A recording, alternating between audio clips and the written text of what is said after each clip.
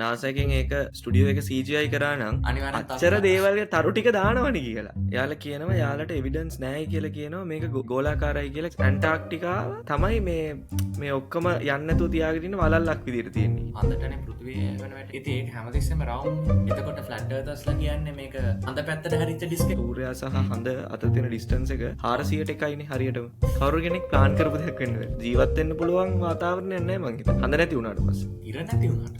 තමයි ඇන්ටාර්ක්ටික හරි ආක්ටික් හරි තිබ්බනේ සිවිලයිසේෂන්. උදේ යට වෙලා ගියපු. නෑ ඒක බොරු එක. බෑ ආයෙත් ඔය ඇට්ලන්ටිස් තියරි එකට යන්නේ. හරි. ග්‍රෑහම් හැන්කොක් කියන.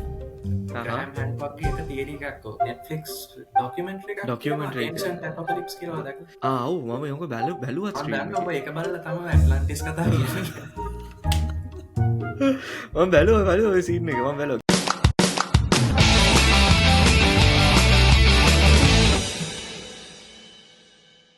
ඉතින් ඔන්න අයිබෝන් කියලා පිළි අරගන්නවා අපේ third episode එකට Nerd Rate. ඉතින් අද මාත් එක්කලා වෙනද වගේම එකතු වෙලා ඉන්නවා අපේ co-host Yunet. ඉතින් අද ගොඩක් වෙනස් conspiracy theory එකක් අරගෙන තමයි අද අපි ආවිල්ලා ඉන්නේ ටේබල් එකට. අද අපි කතා කරන්න හිතාගෙන ඉන්නේ මේ ගොඩක් අය කතා කරන මේ ලෝකෙ ගෝලාකාරද එහෙම නැත්නම් ලෝකෙ මේ තැටියක් වගේද තියෙන්නේ කියන කතන්දර. එහෙම නැත්නම් අපි ගොඩක් දන්න flat earth theory එක ගැන. මේකේ කතා කරන theories ගොඩක් තියෙනවා, evidence ගොඩක් තියෙනවා earth එක round කියලා කියන්න. ඒ වගේම සමහරක් flat earthers ලාට තියෙනවා එයාලට evidence මේ earth එක flat කියලාත් කියන. මේක ගැන කතා කරන්න තමයි අද අපි ඇවිල්ලා ඉන්නේ. බලමු මොනවද අපේ ටොපික්ස් ටික මොනවද අපි කතා කරන්න හිතාගෙන ඉන්නේ කියලා. යුනේ ඇත්තටම කතා කරන්න දෙයක්වත් නෙමෙයි. ඉතින් ඕක සාමාන්‍යයෙන් ඉතින් සාමාන්‍ය දැනුමක් තියෙන මනුස්සෙක්ට ඉතින් තේරෙනවා පෘථිවිය ගෝලාකාරයි කියන එක. නමුත් ෆ්ලැට් අර්තර්ස්ලා කියන විදිහට අපි ඔක්කොම කියන්නේ මොකක් හරි අපි ඔක්කොම NASA වගේ ඒවා අපිට බොරු කියක් කරලා තියෙන්නේ. අපි ඩිලූෂනල්. ඒ කියන්නේ අපි මිත්‍යාවකින් මුලා වෙලා ඉන්නේ. අපි දන්නේ ඔක්කොම බොරු කියලා තමයි ඒගොල්ලෝ කියන්නේ නේ. නාසවලුවේ මුලාව කතන්දරේ කියද්දි මට මේක සැරේ මතක් වුණා. සඳමත පාදමීම කියන කතන්දරේ තියෙන්නේ. ඕකෙදී මේ මම දැක්ක කොහේ හරි වීඩියෝ එක කතා කරලා තියෙනවා කවුරු එකේ පොඩ්කාස්ට් එක. එයාලා කියන්නේ NASA එකෙන් ඒක ස්ටුඩියෝ එක CGI කරා නම් සාමාන්‍ය මිනිස්සු දන්නවලු දැන් සාමාන්‍යයෙන් ඇත්තටම බෑග්ග්‍රවුන්ඩ් එකේ ස්ටාර්ස් පේන්නේ නැහැලු. වීඩියෝස් වල බෑග්ග්‍රවුන්ඩ් එකේ ස්ටාර්ස් පේන්නේ නැහැලු. එතකොට ස්ටාර්ස් පේන්නේ නැති වෙන්න රීසන් එක ඇත්තටම වෙලා තියෙන්නේ මේ ඇපර්චර් එක ගොඩක් පොඩි කරන්න වෙනවලු මේ ඒ ෂොට්ස් ටික අරගන්න. එතකොට ලයිට් සෝසස් එන ගාන අඩු එතකොට ලයිට් සෝසස් අඩු වෙනවනේ. එතකොට යාලා CGI කරා නම් සාමාන්‍ය මිනිස්සු මේක බලන්නේ අර විදියට නම් CGI කරා නම් අනිවාර්යෙන් අච්චර දේවල්ගේ තරු ටික දානවනේ කියලා. ඇයි ඒක නොදා තිබ්බේ කියලා. ඒ කියන්නේ අර කට්ටියට තර්ක කරන්නේ ඒක තමයි. ඇයි එහෙම එහෙනම් CGI කරා නම් ඇයි ඒක නොදා තියෙන දාන තිබ්බනේ. ඉතර දෙයක් කරා නම් ඔය කතා හරියට කරන්න එපා. කරන්න බෑ ඒක තමයි කතන්දරේ. කතා කිහිපයක් තියෙනවා අපිට අතීතයේ ඒ කියන්නේ ග්‍රීක් ෆිලොසොෆර්ස් ලගේ කාලේ එයාලා දැක්ක දේවල් තියෙනවා. ඊට පස්සේ ඔය සාමාන්‍යයෙන් ඇව් හදලා ලෝකෙ වටේ යන්න පටන් ගත්ත කාලේ ඒ කියන්නේ ස්පේන් නෙදර්ලන්ඩ්ස් වගේ කන්ට්‍රීස් වලින් එයාලා ෂිප්ස් හදලා සේල් කරන්න පටන් ගත්තනේ. ඔය නැගලන් වගේ කට්ටියම එයාලා යන්න පටන් ගත්තට පස්සේ එයාලා නෝටිස් කරපු දේවල් තියෙනවා. වර්තමාන යුගයට ආවම අපිට ඉතින් සැටලයිට් ඉමේජස් තියෙනවා. අපිට ප්ලේන්ස් වලින් යනකොට කර්වේචර් එකක් පේනවා. ග්‍රාෆ්ස් තියෙනවා. ගොඩක් එවිඩන්ස් ඉතින් මොඩර්න් එවිඩන්ස් වල තියෙනවා. අතීතයේ ඉඳලම අපි කතා කරගෙන එමු කොහොමද මේක ඇත්තටම ගෝලාකාරයි කියන එක අඳුරගත්. ෆ්ලැට් අර්තර්ස්ලා ඇත්තටම බිලීව් කරන දේවල් කීපයක් තියෙනවා. එයාලා කියනවා යාලට එවිඩන්ස් නැහැ කියලා කියනවා මේක මේ ගෝලාකාරයි කියලා කියන්නේ. ඒ කියන්නේ එයාලා කියන්නේ අඩි ගාණක් උඩට ගියාට පස්සේ එයාලට පේන්නේ කෙලින් තනීරක් කියලා කියන. ඒකට කවුන්ට් ආගියුමන්ට් එකක් තියෙනවා. ඇත්තට මේක කර්වේචර් එක පේන්න නම් කොච්චර අඩි ගාණකට යන්න ඕනද කියන එක. ඊළඟ එකක් තියෙනවා වතුර කොහෙට දැම්මත් වතුර හැම වෙලේම ෆ්ලැට් සර්ෆේස් එකක තියෙන පොන්ඩ් එකක තිබ්බත් වතුර ෆ්ලැට්ලු තියෙන්නේ. ඊළඟට යාළගේ තව තියරි එකක් තියෙනවා yes ඇන්ටාර්ක්ටිකාව තමයි මේ ඔක්කොම යන්න නැතුව තියාගෙන ඉන්න වලල්ලක් විදියට තියෙන්නේ කියලා. ඒකලු ඇන්ටාර්ක්ටිකාව වලට මිනිස්සු ගියාට ආයෙ එන්නේ නැත්තේ වගේ එකක්.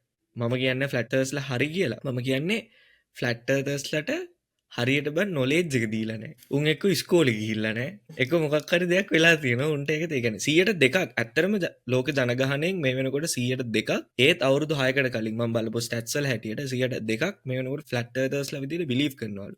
මේබි ඊට වඩා මේ වෙනකොට වැඩි වෙලා 90%ක් ඇමරිකාවෙන්. ඔව් ඇමරිකාවේ තමයි. බහුතරයක් ඉන්නේ ඇමරිකාවේ. මේ කැලිෆෝනියා වල හරි කොයි හරි වගේ මම දැක්ක දාලා තිබ්බා. මේ කොහම හරි 2% ඉතින් තනිකරම ෆ්ලැට් අර්ත් එක. ඉතින් ලංකාවෙත් මම දැකලා තිබ්බනේ එක ආර්ටිකල් ඉන්ටර්වියු එකකට ඇවිල්ලා තිබ්බ ෆ්ලැට් අර්ත් බිලීව් කරන කෙනෙක් කියලා. අපි එවිඩන්ස් ගැන ටික ඒ කතා ටික කතා කරමු නේ. ඉතින් අපි ග්‍රීක් ශිෂ්ඨාචාරය ග්‍රීක ශිෂ්ඨාචාරය කාලේ තියෙන කතා ගැන කතා කරලා බැලුවොත් ඒක වර්තමාන කාලටත් අදාළ වෙන ස්ටෝරීස් ගොඩක් තියෙනවා. ඉතින් එකක් තමයි අර මේ ඇරිස්ටෝටල් දන්නවනේ ඇරිස්ටෝටල් අර අන්දග්‍රහණයක් වෙලාවේ ලූනා එක්ලිප්ස් එකක් වෙලාවේ හඳට පෘථිවියේ හෙවන වැටෙනවා. හඳටනේ පෘථිවියේ හෙවන වැටෙන්නේ. එතකොටනේ අර මේ ෂැඩෝ එක වගේ රතු පාට ෂැඩෝ එකක් හඳේ වෙන්නේ. හරි. ඉතින් ඒක හැමතිස්සෙම රවුම්නේ. ඔව්. හැමතිස්සෙම රවුමක්. එතකොට ෆ්ලැට් අර්තර්ස්ලා කියන්නේ මේක අර හඳ පැත්තට හැරිච්ච ඩිස්ක් එකක් කියලා.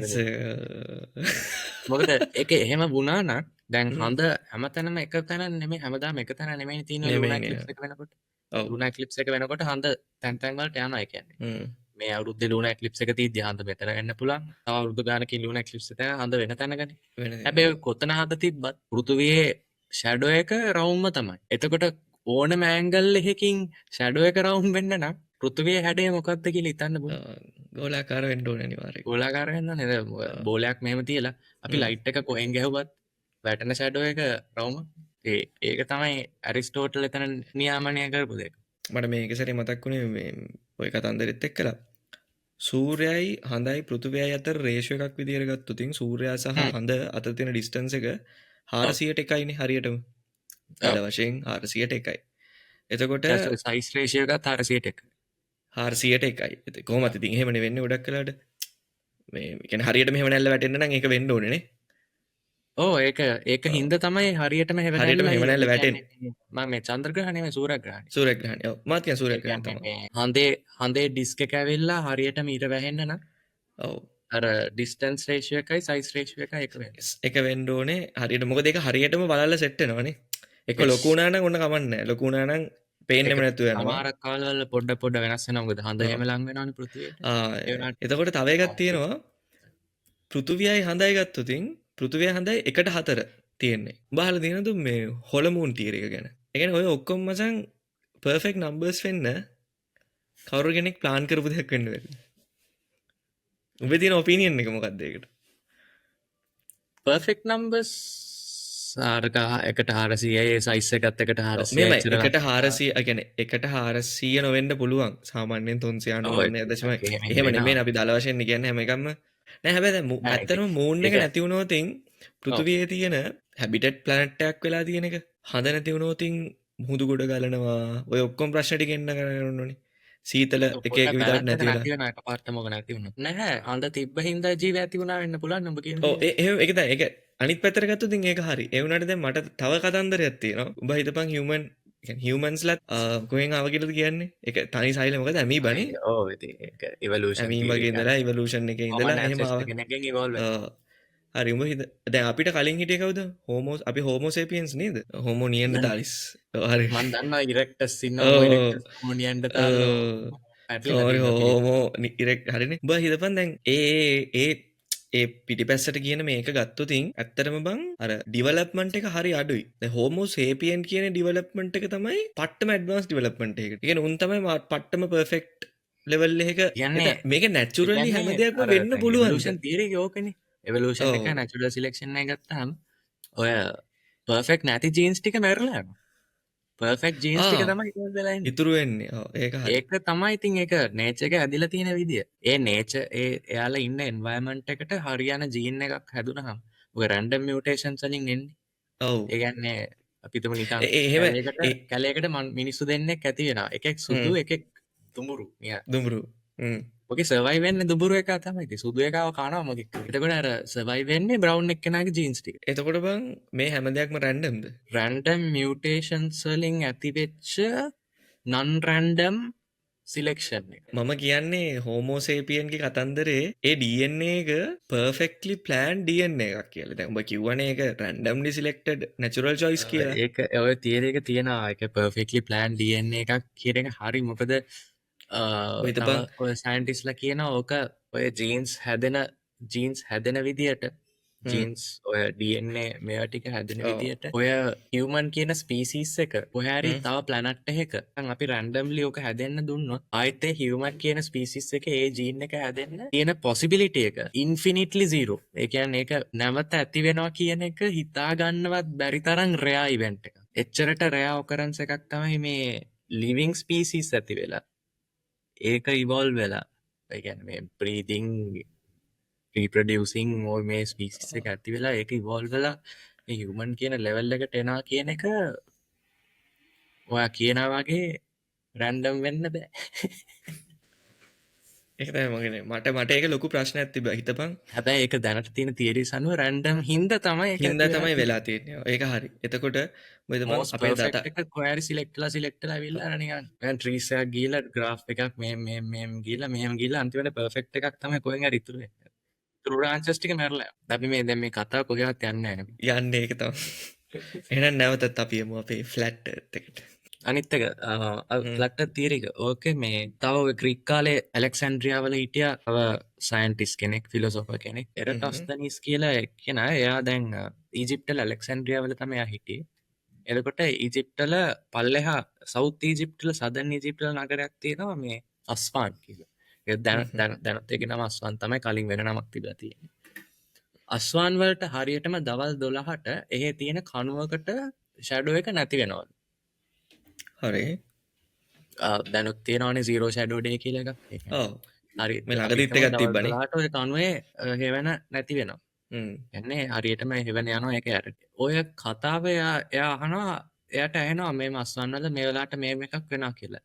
හැබැයි ඒ දවසේ එයා හිටපු ඇලෙක්සැන්ඩ්‍රියා වල ඒ කියන්නේ උතුරු ඊජිප්ට් වල ඔය වගේම තව කණුවක් තියෙනවා. ඔය කණුවේ තියෙනවා ෂැඩෝ එකක්. ඉතින් පෘථිවිය පැතලි නම් කොහොමද තැන් දෙකකට ෂැඩෝ සයිසස් දෙකක් එන්නේ? දෙකක් එන්නේ. ඒක ඒක තමයි මෙහෙමයි මේක එයාගේ පෘථිවිය මෙහෙම ෆ්ලැට් තියලා ඉර නිකන් මේ හරියින් වගේ තිබ්බොත් නම් ෂැඩෝ ඩිෆරන්ස් එකක් එනවා. එනවා. එහෙම කණු දැක් තිබ්බ ෂැඩෝ ඩිෆරන්ස් එකක් එනවා. ඒ වුණාට ඒක කිලෝමීටර් මිලියන ගාණක් ඈතින් තියෙනකොට අර්ත් එක ඇවිල්ලා පොඩි ස්පෙක් එකක් වගේ.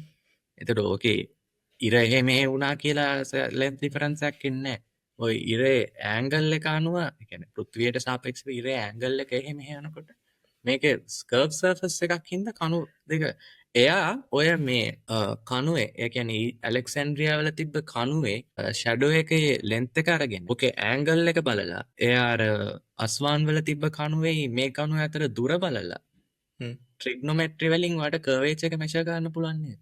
ඔව්. මේකේ මෙතන තියෙන එකකුයි හරි. මෙතන තියෙන එකකුයි මෙහෙම කණු හරි. දෙකක් වෙනකොට ඔයාලට මෙතනයි මෙතනයි තියෙන ෂැඩෝ ඩිෆරන්ස් එකෙන් ඔයාලට ට්‍රිග්නොමෙට්‍රි දන්නේ කියන්න මේ ඇන්ගල් එක මේ අර්ත් එකේ මේ ඇන්ගල් එක හොයාගන්න ඇන්ගල් පුළුවන්. ඔෆ් කර්වේචර් කැල්කියුලේට් කරන්න පුළුවන්. හ්ම්. එයා ඔය ඇන්ගල් ඔෆ් කර්වේචර් එකයි ඔය දෙක අතර ඩිස්ටන්ස් එකයි ඔය ටික අරගෙන පෘථිවියේ විශ්කම්භය කැල්කියුලේට් කරනවා. අම්මඩ. ඒක අදට දන්න ඒ නම්බර එකට ගොඩාක් ආසන්න වශයෙන් හරි නම්බර එක. ඒක අවුරුදු ගානකට කලින් එයා කරපු ඒ බේසික් ට්‍රිග්නොමෙට්‍රික් කැල්කියුලේෂන් එකෙන් එයා දැනගත්ත පෘථිවියේ ගෝලයක් ඒකේ ඩිස්ටන්ස් විශ්කම්භය මෙච්චරයි කියලා. සර්කම්ෆරන්ස් එකයි ඩයමීටර් එකයි මෙච්චරයි. ෆ්ලැට් එර්තර්ස්ලගේ ඒ කියන්නේ මම දැක්ක තව එකක් තියෙනවා. යාලා කියනවා මේක රවුමක් පොඩි CD ඩිස්කයක් වගේ එකක්. ඒ වගේම මේක කවර් වෙලා තියෙනවා පොඩි මේ ග්ලාස් ග්ලෝබ් එකකින් වගේ එකකින් කියලා. ඒවකින් තමයි මෙයාලා මේක කවර් වෙලා තියෙනවා කියලා මම කියන්නේ. දන්නේ අර මම අවුරුදු නිකන් 3-4 කාලේ ඒ අර කතා අහපු එයා අහුවට පස්සේ එතනින් පස්සේ එයාලගේ මොලේ වර්ධනය වෙලා. ඉතින් ඕක තමයි කතන්දරේ ෆ්ලැට් එර්ත් එකේ යාලා ඉතින් මිනිස්සුන්ට සාක්ෂි කියන්නේ ඇහැට පේන දේ ඒ කියන්නේ අපි හිතමු ඇස්ට්‍රොනොට්ස්ලට NASA එකට ඊට වඩා දේවල් හොයාගන්න පුළුවන්. ඒ වුණාට එයාලට පේන දේෙන් එයාලා ජජ් කරනවා මේක මෙහෙම දෙයක් කියලා. ඒක තමයි මම හිතන්නේ ෆ්ලැට් එර්තර්ස්ලාගේ තියෙන ලොකුම අවුල. සහ ඒ කියන්නේ ෆ්ලැට් එර්තර්ස්ලා කියන කට්ටිය ඉන්ටර්වියුස් වලට ආවත් එයාලගේ මේ අධ්‍යාපනික බෑග්ග්‍රවුන්ඩ් එක අරගත්තත් එයාලා සාමාන්‍ය ලෙවල් එකේ මිනිස්සු. ඒ කියන්නේ මොකක් හරි ජෙනරල් නොලෙජ් එකක් තියෙන කට්ටිය මිසක ඔයා ඒක කියනකොට මතක් වෙනවා දැක්කද අර මේ ළඟදී වෛරල් ගියා ෆ්ලැට් එර්ත් කෙනෙක් කරපු එක්ස්පෙරිමන්ට් එකක්. ස්ලිට් නෑ. එක්ස්පෙරිමන්ට් එකක්. හා හා එයා නෑ අර නෑ. ලොකු ඩිස්ටන්ස් එකක් අරගෙන අර්ත් එකේ එයා සාමාන්‍යයෙන් ලොකු මම දැන් කඳු දෙකක් ළඟට ගිහිල්ලා හරි ඔහම හා හා එක්ස්පෙරිමන්ට් එකක් කරනවා. මෙහෙම දෙපැත්තේ තියෙනවා බෝඩ්ස් දෙකක්. එකක හෝල් එකක් තියෙනවා අනිත් එකෙත් හෝල් එකක් තියෙනවා. ඔය දෙකම එක ලෙන්ත් එකේ තියෙන්නේ. හා කියන්නේ හා පොළවේ ඉඳලා මේ හිලට උසයි මේ පොළවේ ඉඳලා මේ හිලට උසයි දෙකම එකයි. එකයි. හා හා එතකොට අර්ත් එක ෆ්ලැට් නම් හරි. ඔයාගේ මේ ඇඟිල්ල ඇතුලෙන් මේ ඇඟිල්ල නෙමෙයි මේ ඔව්. බෝඩ් එක ඇතුලෙන් බෝඩ් එක ඇතුලෙන් ඒ සිදුරෙන් ලේසර් එකක් පොයින්ට් කරලා හොඳ බ්‍රයිට් ලයිට් එකක් පොයින්ට් කරොත් මේක හරියටම ස්ට්‍රේට් නම් මේ මේක ඇතුලෙන් යන ලයිට් එක මේ හිල ඇතුලෙන් එළියට එන්න ඕනේ. අරු ගාවද නැත්තම් ගිය නැද්ද? ෆුල් ඩොකියුමෙන්ටරි ක්‍රූ එකක් අරගෙන යන්න එක්ස්පෙරිමන්ට් එක කරන්න. හා ඉතින් එහා පැත්තෙන් බලනවා පේන්නේ නැහැ. අපේ නෑ ඉතින් කොහොමද පේන්නේ? කර්වේජ් එකේ හින්දා ඉතින් අර ලයින් එක උඩට යන්නේ. උඩට යන්නේ අම්මට. ඒ කියන්නේ මේ උඩට ගිහිල්ලා කියලා පේනවද? උඩට ගිහිල්ලා කියලා උඩට පේනවද වදින්න ඒක? කියලා කියනවා ඒක. එතනින් පස්සේදී ඌ වෙනට නෝන්ඩ වෙන්න දීලා. නෝන්ටි වෙන ඒක එන වෛරල් යනවා ඒ මම හිතුවා දැකලා නෑ නෑ නෑ. මම දකින්න නැති සමහරවල්ලාට මට මතක කියන්නේ පොඩි මතකයක් තියෙනවා දැන් ඔයා කියද්දි. එයා පිළිගන්නවා. අර්ත් එක එයා එක්ස්පෙරිමන්ට් එකක් කරලා එයා පිළිගන්නවා. හැබැයි එහෙමත් හොඳයි. ඉතින් තමන්ගේ එක්ස්පෙරිමන්ට් එකක් කරලා තමන්ව නිගමනයට එන එක මේ හැමෝම කියනේ වහන්න. අනිත් එක ඔය මේක අර නැව් මෝද යන්න ගත්ත කාලේ මිනිස්සු නෝටිස් කරපු එකක්. දැන් ඔය ස්පේන් නෙදර්ලන්ඩ්ස් ඒ වෙස්ටර්න් යුරෝප් පැත්තෙන් ඉස්සෙල්ලම ලෝකෙ වටේ නැව් යන්න පටන් ගත්තා. ඔව්. ලංකාවෙත් නැව් තිබලා තියෙනවා. හැමෝම ඔක දකින්න නැති. ඒ කාලේ නැව් ඇවිල්ලා රුවල් නැව්නේ. ඔක රුවල තියෙනවනේ. උඩ මාස්ට් එක ලොකු කණුව. යස් මම දන්නවා කියන්නේ ඒක මොකක්ද ඔව්. නැව ඈතට යනකොට ඉස්සෙල්ලා නැති වෙන්නේ බන්ද හල් එක. නැවේ බඳ කොටස. බෝට්ටුවේ බඳ කොටස යට කොටස තමයි නැති වෙන්නේ. ඔයාට හොරයිසන් එකෙන් බැලුවොත් ඔයාට පොඩ්ඩ මේක පල්ලෙහාට යනවා වගේ පේන්නේ. පේන්නේ. ඔයා ඈතට ගියාම අර කණුව විතරක් පේනවා. ඒත් එක ෆ්ලැට් නම් අපිට ඕක පොඩ්ඩ පොඩි වෙනවා මිසක ඕක මෙහෙම පල්ලෙහාට නෝ පේන්නේ නෑනේ. ඒත් එක රවුන්ඩ් නිසානේ ඕක පල්ලෙහාට නෝ මෙහෙම පේන්නේ. තමයි මාස්ට් එක චුට්ට ඒ කියන්නේ පොඩිත් වෙනවා. හැබැයි ඉස්සෙල්ලම නැති වෙන්නේ ෂිප් එකේ යට කොටස. ෂිප් එකේ යට කොටසනේ. එතකොට දැන් මෙයාලා කියන විදිහට වෝටර් කියන එක සර්ෆේස් එකක ෆ්ලැට් තියෙනවා කියලා නේ කියන්නේ. එතකොට එහෙමත් නෙමෙයි කතන්දරේ. ඕක ඊවන්ලි නේ පොඩි වෙන්න ඕනේ. ඔව් ඊවන්ලි පොඩි වෙන්න ඕනේ. හොඳ ස්ට්‍රෝං ටෙලස්කෝප් එකක් අරන් බැලුවොත් ඔයාලට තාම ෂිප් එකේ යට කොටස පේන්න ඕනේ. පේන්න ඕනේ. yes. that's correct. යාලා මේ කියනවා ග්ලෝබ් එක කොහොමද වතුර තියෙන්නේ ෆ්ලැට් ප්ලේට් එක තමයි වතුර තියෙන්න ඕනේ පොන්ඩ් එක ග්‍රැවිටි බොරුවක්. ඒතර එයාලගේ හැටියට ග්‍රැවිටි එක බොරුවක් කියලා තමයි ඒක ඉලූෂන් එකක් කියලා තමයි එයාලා කියන්නේ. එක එක දේවල් කියන්නේ ෆ්ලැට් අර්ත් කියලා එක තියරි එකක් නෑ. දැන් ඇත්තටම ලෝකේ ගෝලාකාරයි. අපි දන්න සයන්ස් වලින් කිව්වොත් අපිට එක කොමන් ලෝ එකක් තියෙනවනේ මේ කියන්නේ ෆිසික්ස් කියන ලෝ එක අපිට පොදු දෙයක් හැම එකම යන්නේ ඒක තුරුනේ. අරුන්ට එහෙමනේ අරුන්ට එක කමියුනිටිස් වලට එක විදිහට තියෙන්නේ. ඔය කියන්නේ මම ළඟදි දැක්කනේ බන් දවසක් හාමුදුරු කෙනෙක් ළඟදිත් නෙමෙයි. හාමුදුරු කෙනෙක් ලෝකේ ෆ්ලැට් කියලා හරි මොකක් හරි ඔන්නෝම කතන්දරයක් කියනවා. බෑග බේර ගන්න. ඒකට පෙන්නනවා බෝඩ් එකක ඇඳලා මෙන්න මේ ලේයර්ස් වලට මෙන්න මෙහෙම තියෙන්නේ කියලා කතන්දරය. ඇති අපි බලමු ෂේප් එක. තව එකක් ඇවිල්ලා ඔයා ඕස්ට්‍රේලියාවේ ඉන්නේ. ඔව් ඕස්ට්‍රේලියාව නෑ කියලා කියන එක. අපි ඕස්ට්‍රේලියාව තියනවා කියලා හිතමු. ඔයා ඕස්ට්‍රේලියාවේ ඉන්නේ. ඔයාට පේන ස්ටාර් කොන්ස්ටලේෂන්ස් නෙමෙයි උතුරු ඇමරිකාවේ ඉන්න කෙනෙක්ට පේන්නේ. පේන්නේ. ඔක අනිත් පැත්තට හැරලා. දැන් අපි NASA එක බොරු කියලා කියනවනේ. NASA එක බොරු නම් ඔය මේ high altitude balloons තියෙන අපිටත් බලූන් එකක් යවන්න පුළුවන්. ඔව්. අපි යන්න try කරා. ලොකු බලූන් එකකට කැමරා එකක් අය කරලා යවුවාම ඉතින් නිකන් 100,000 feet වගේ යනකොට ඕක එර්ත් එකේ කර්වේචර් එක හොඳට පේන්න පටන් ගන්නවා. ඒක තමන් ඔයාලට කරගන්න පුළුවන්. ඒක ෆ්ලැට් අර්ත් කරන්න පුළුවන්. ඉතින් අපි කතා කරලා වැඩකුත් නැහැ. මේ පොඩ්කාස්ට් එකේ අපි අයිමුන්ට වෙච්චර වෙන්නේ. එහෙනම් අද අපි කතා කරේ ෆ්ලැට් අර්ත් තියරි ගැන. ඉතින් මම හිතන්නේ ඉන්ටරෙස්ටිං ෆැක්ට්ස් ටිකක් ඉන්ටරෙස්ටිං කතා ටිකක් අපි කතා වුණා ෆ්ලැට් අර්ත් සම්බන්ධයෙන් සහ මේක ඇත්තටම ෆ්ලැට් අර්ත් නෙමෙයි කියන එක ගැන තමයි ප්‍රූව් කරන්න අපි මේ විස්තර ටික කිව්වේ. ඒ වගේම ෆ්ලැට් අර්ත් විතරක් නෙමෙයි තව පොඩ්ඩක් එහෙම උපදූප ටිකකුත් එක්කලා පොඩි බයිලා ටිකක් මේ අභ්‍යවකාශ සම්බන්ධයෙන් කතා කරා අපි. එහෙනම් මේ වගේම ටොපික්ස් ටිකක් අරගෙන අපි ලබන සතියෙත් එනවා. අනිවාර්යෙන් අපිත් එක්කලා රැඳී ඉන්න. නර්ඩ් අනිවාර්යෙන් subscribe කරන්න, bell icon එක click කරන්න. අනිවාර්යෙන් මේ වීඩියෝ එක අගට වෙනකම් බලලා ඔයාලට මොන හරි අවශ්‍ය දෙයක් තියෙනවා නම් ඒ කියන්නේ science, tech, social anything අනිවාර්යෙන් අපිට කමෙන්ට් එකක් දාන්න. අපි ඔයගොල්ලෝ කැමති ටොපික් එකක් අනිවාර්යෙන් කතා කරනවා. ඒ වගේම ඔයාලත් කැමති නම් අපේ පොඩ්කාස්ට් එකට සම්බන්ධ වෙන්න අපිට කතා කරන්න. ඔයාලා මොකක් හරි සබ්ජෙක්ට් එකක් සම්බන්ධයෙන් ඉන්ට්‍රස්ට් එකක් තියෙන කෙනෙක් නම් අපිත් එක්කලා එකතු වෙලා යුනිතුයි මායි එක්කලා මේ පොඩ්කාස්ට් එක කරන්න chance එකක් දෙන්න පුළුවන්. එහෙනම් ලබන සතිය අපි හම්බෙමු.